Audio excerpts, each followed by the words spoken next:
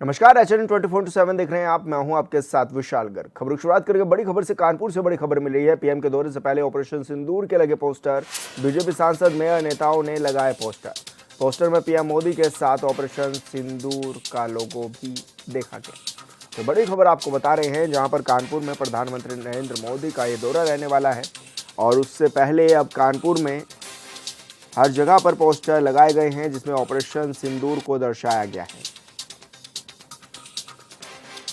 तो पीएम मोदी के दौरे से पहले ऑपरेशन सिंदूर के पोस्टर लगने शुरू हो गए हैं। सांसद, मेयर समेत तमाम नेताओं ने ये पोस्टर लगाए हैं। पोस्टर में पीएम मोदी के साथ ऑपरेशन सिंदूर के लोगो भी लगे हुए हैं। तो बड़ी खबर आप तक पहुंचा रहे हैं, जहां पर प्रधानमंत्री नरेंद्र मोदी का दौरा रहने वाला है। और संवाददाता इब्ने हसन जादी हमारे साथ फोन लाइन पर जुड़ गए हैं। इब्ने, किस तरह की तैयारियां देखी जा रही है प्रधानमंत्री नरेंद्र मोदी के पहुंचने से पहले? देखिए विशाल, मैं आपको बता दूं कि जिस तरीके से कल जो अगर बात की जाए तो कल जो है प्रधानमंत्री, जो देश के प्रधानमंत्री नरेंद्र मोदी जी का जो है कानपुर में प्रस्तावित है दौरा। कल वो यहाँ आएंगे, यहाँ पर एक जनसभा को संबोधित करेंगे और जनसभा को संबोधित करने के साथ ही वो कानपुर वासियों को हजारों करोड़ की सौगात देंगे। कई योजनाओं का लोकार्पण करेंगे और कई योजनाओं का जो है वो शिलान्यास भी करेंगे, जिसमें एक महत्वपूर्ण योजना जो है कानपुर मेट्रो है, जिसका यहाँ पर वो उद्घाटन भी करेंगे। उसके वजह बाद जो है ये ट्रेन जो है यहाँ लोगों के लिए चलने लगेगी।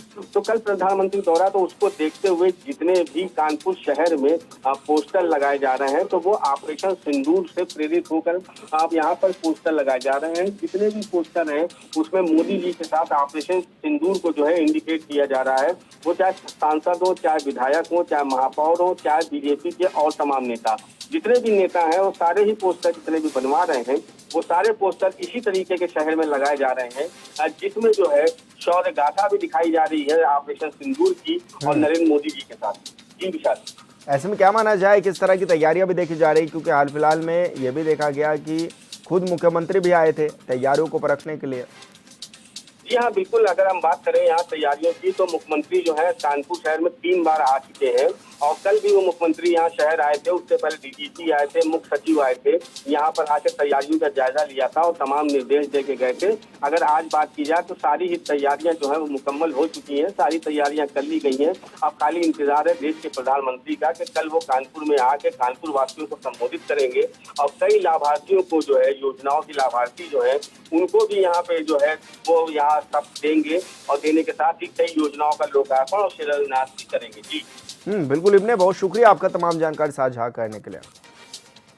प्रधानमंत्री नरेंद्र मोदी के 30 मई के कानपुर दौरे को लेकर तैयारियां जोर शोरों से जारी है। वहीं पीएम मोदी की जनसभा के लिए सीएसए मैदान में पंडाल लगाकर तैयार हो गया है।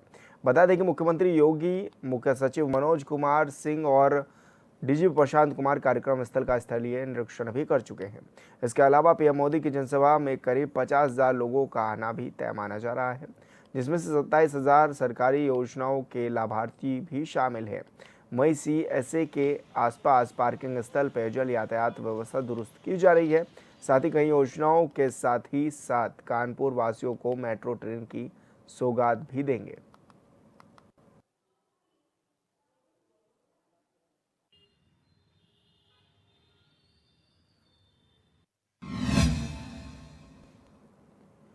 लखनऊ में अहिल्याबाई होलकर जन्म त्रिशताब्दी वर्ष स्मृति अभियान पर कार्यक्रम का आयोजन किया गया, जिसमें पीएम अहिल्याबाई होलकर ने रखी थी। उनका राज, उनका साम्राज्य, होलकर साम्राज्य उस समय के भारत की तुलना में एक छोटा सा साम्राज्य था, लेकिन साम्राज्य की सीमाओं से बाहर जाकर के उन्होंने सांस्कृतिक भारत के अंदर भारत की विरासत को, आक्रांताओं के द्वारा तोड़े गए मंदिरों की पुनर्स्थापना करके सनातन धर्म की उस नींव को मजबूती प्रदान करने का काम किया था। काशी का काशी विश्वनाथ मंदिर हो, चाहे गया का मंदिर हो, चाहे महाकाल का मंदिर हो, सोमनाथ का मंदिर हो, 4 धाम, उत्तराखंड के 4 धामों में द्वारा किए गए उनके लोक कल्याणकारी कार्य हो, या सुदूर दक्षिण में रामेश्वरम में या हर धाम में 12 ज्योतिर्लिंगों में कह गए उनके सनातन धर्म के उत्थान के लिए, पुनर्स्थापना के लिए किए गए कार्य, ये हम सब के लिए एक नई प्रेरणा है। और यही प्रेरणा है जो हमें इस बात के लिए प्रेरित करती है कि अगर सुशासन चाहिए तो सुशासन की आधारशिला विरासत बनेगी और सुशासन की व्यवस्था को सुचारू रूप से संचालन करने के लिए निष्पक्ष न्याय की कसौटी पर खरा उतर करके सबको सुरक्षा प्रदान करने की वचनबद्धता को आगे बढ़ाना पड़ेगा। सबके प्रति सुरक्षा का भाव पैदा हो, तब विरासत और विकास का यह अभियान अनवरत रूप से आगे बढ़ता है। और ये हमारा सौभाग्य है कि आज प्रधानमंत्री मोदी जी के नेतृत्व में हमें लोक माता के 303 शताब्दी जन्म महोत्सव कार्यक्रम के साथ जुड़ने का अवसर प्राप्त हो रहा है।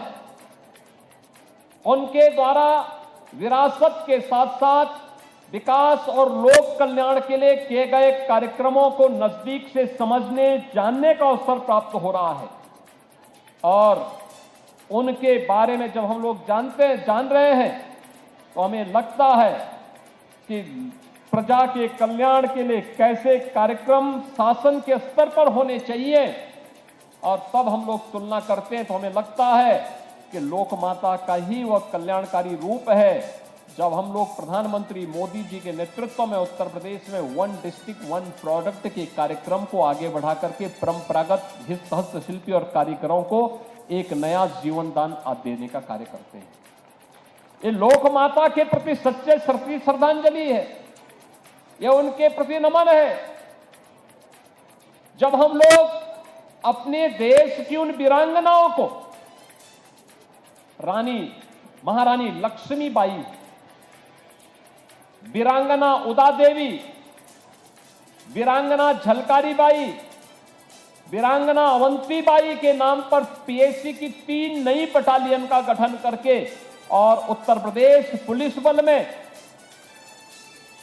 20% अनिवार्य आरक्षण की व्यवस्था उत्तर प्रदेश की बालिकाओं के लिए करते हैं, तो ये उसी अभियान का हिस्सा है जिस अभियान को प्रधानमंत्री मोदी जी ने बेटी पढ़ाओ बेटी बचाओ, बेटी बचाओ बेटी पढ़ाओ के माध्यम से, मातृ वंदना कार्यक्रम के माध्यम से और आज नारी शक्ति वंदन अधिनियम के माध्यम से जीवन के प्रत्येक क्षेत्र में उन्हें प्रतिनिधित्व देने का जो एक निर्णय लिया और जिस एक बड़े कार्यक्रम को आगे बढ़ाया है, ये सभी कार्यक्रम उसी सुशासन की आधारशिला बनते हैं। यह अवसर है हमारे पास सामने जब हम लोग इतिहास के इन रत्नों के उस प्रेरणादायी व्यक्तित्व और कृतित्व से, कुछ उन आदर्शों से प्रेरणा ग्रहण करते हुए अपने वर्तमान जीवन में कुछ ऐसा कर ले जो आने वाले समय के लिए भी एक प्रेरणा बन सके। और उस अभियान के साथ जुड़ने का, त्रिशताब्दी जन्म महोत्सव के इस अभियान के साथ जुड़ने का अवसर आज हम सबको, पूरे भारतवासियों को प्राप्त हो रहा है। इस अवसर पर इस पूरे कार्यक्रम के साथ जुड़े हुए भारतीय जनता पार्टी उत्तर प्रदेश की पूरी टीम को, जो युद्ध स्तर पर इस कार्यक्रम को लेकर के आगे बढ़ रही है, खासतौर पर हम लोगों ने पहले चरण में यहां पे एक कार्यशाला का आयोजन किया था। और सीतापुर से बड़ी खबर मिल रही है, महमूदाबाद तहसील में बनी पानी की टंकी धराशायी हो गई है। केंद्र सरकार की योजनाओं में ये बड़ा भ्रष्टाचार हुआ है, तो बड़ी खबर आप तक पहुंचा रहे हैं जहां पर महमूदाबाद तहसील में पानी की टंकी धराशायी हो गई। केंद्र सरकार की योजनाओं में बड़ा भ्रष्टाचार भी देखा गया है। जल जीवन मिशन के तहत ये पानी की टंकी बनी थी और जो कि पूरी तरह से अब धराशायी भी हो गई है।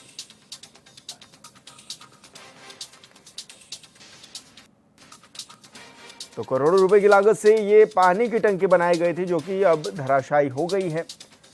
और केंद्र सरकार की योजनाओं में बड़ा भ्रष्टाचार भी ये सामने आया है। जल जीवन मिशन के तहत ये टंकी बनाई गई थी, जो कि अब धराशायी हो गई। करोड़ों रुपए की लागत से बनाई गई थी। तस्वीरों में भी देखा जा सकता है कि किस तरह से पूरी टंकी धराशायी हो गई है। और संवाददाता अजय सिंह हमारे साथ फोन लाइन पर जुड़ गए हैं। अजय, क्या कुछ जानकारी मिल रही है? क्या कोई जनहानि भी इस दौरान हुई है?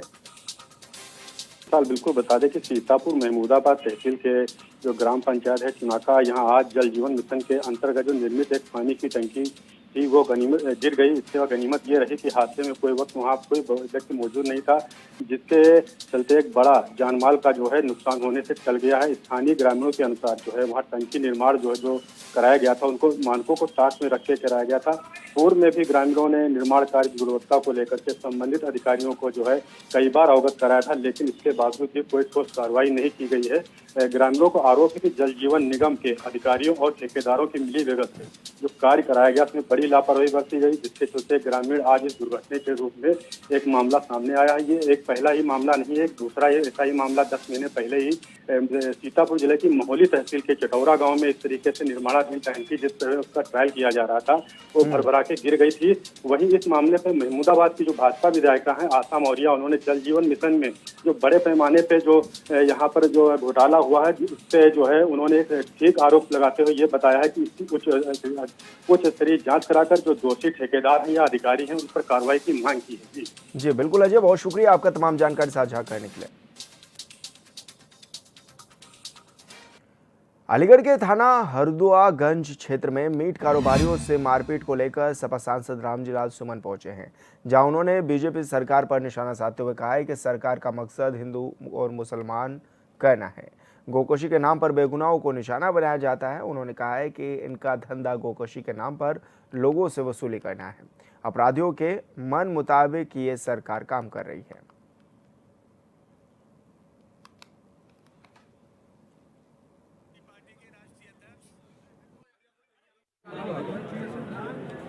श्री अखिलेश यादव जी के निर्देश पर, आदेश पर समाजवादी पार्टी का ये प्रतिनिधिमंडल पीड़ितों से मिलने आया।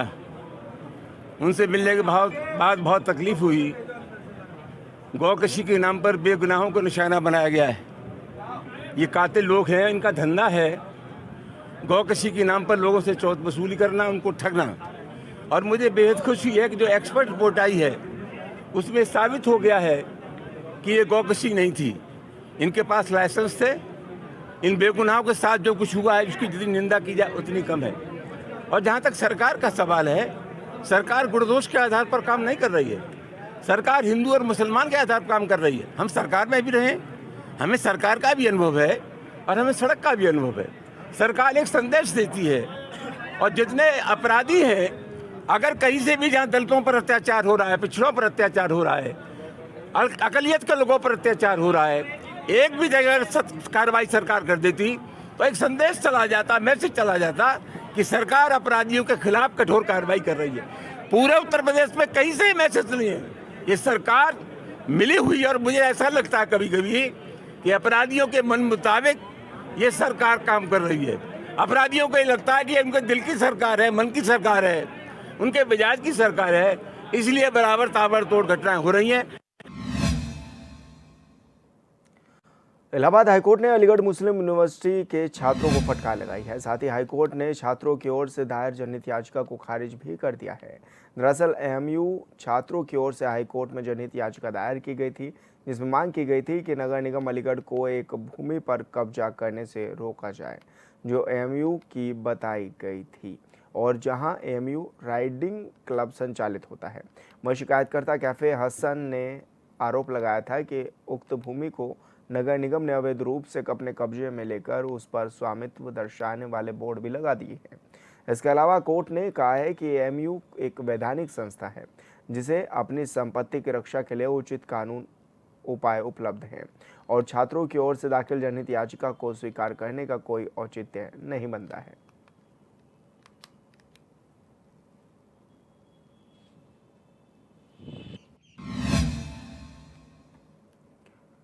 कानपुर में सपा महानगर के अध्यक्ष हाजी फजल महमूद के नेतृत्व में बिजली समस्या, निजीकरण, पानी की आपूर्ति न होने से गंदगी जैसे मुद्दों को लेकर सपाइयों ने प्रदर्शन किया। इस दौरान सपा नेताओं ने नवीन मार्केट से जिला अधिकारी कार्यालय तक जुलूस निकाला, जिसे एसीपी कोतवाली ने रास्ते में ही रोककर उनसे ज्ञापन ले लिया। इस दौरान हाजी फजल महमूद ने कहा है कि बिजली की कटौती, महिलाओं का उत्पीड़न, समाज में बेरोजगारी के खिलाफ प्रदर्शन किया जाएगा। उन्होंने बताया कि सपा सुप्रीमो अखिलेश यादव ने कहा है कि पूरे प्रदेश में प्रदर्शन कर सरकार की अनियमितताओं से जनता को अवगत कराया जाएगा।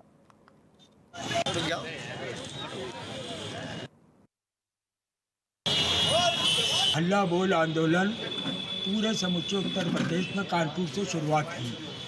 विगत कुछ दिन पहले माननीय राष्ट्रीय अध्यक्ष हम सबका महबूब नेता माननीय अखिलेश यादव जी ने आदेश दिया था आंदोलन करो जन समस्याओं को लेकर अपने अपने शहरों में। तो इसकी शुरुआत कानपुर महानगर के कार्यकर्ताओं ने किया और उस आंदोलन में हमारे शहर की समस्या थी।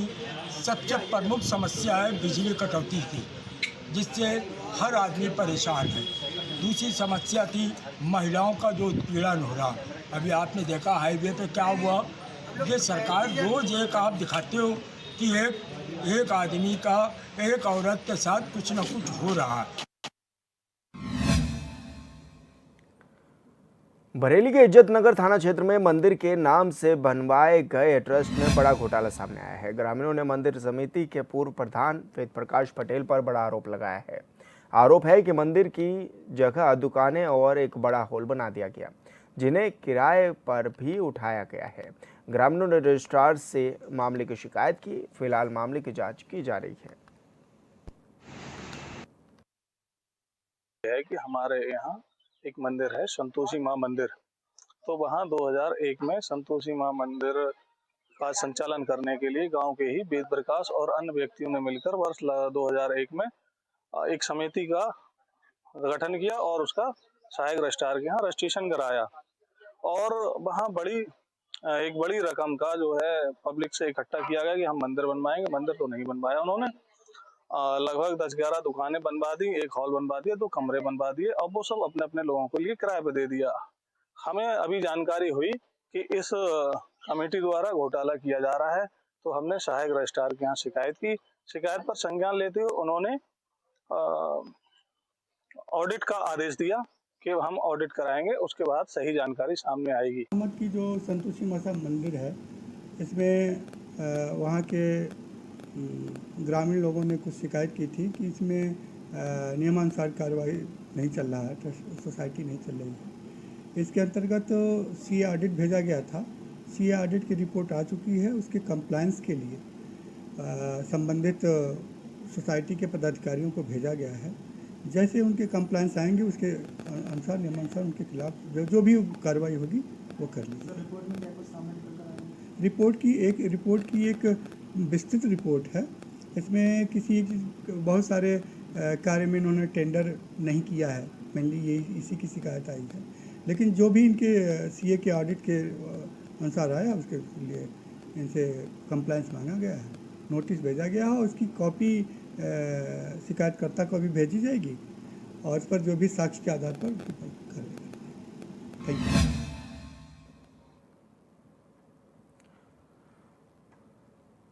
गोंडा में फर्जी दस्तावेजों से नौकरी पाने वाले 8 सहायक अध्यापकों पर कड़ी कार्रवाई की गई है। अध्यापकों को पीएसए ने उनके पद से बर्खास्त कर दिया है। पुलिस जांच में 8 अध्यापकों का निवास गलत पाया गया था। वहीं आरोपी अध्यापक बिना सूचना के जांच के दौरान गैरहाजिर भी चल रहे थे।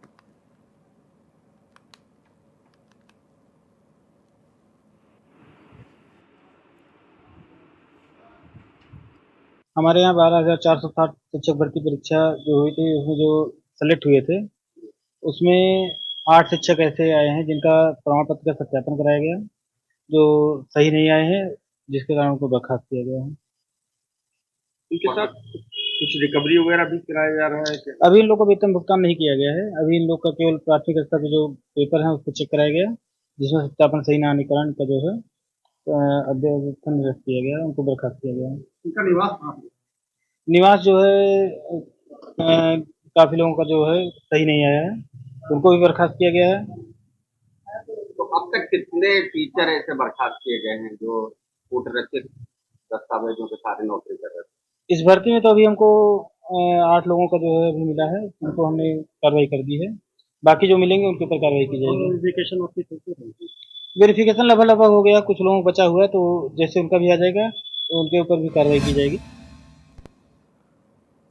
और फिलहाल इस बुलेटिन में इतना ही। आप देखते रहिए चैनल 24/7। नमस्कार।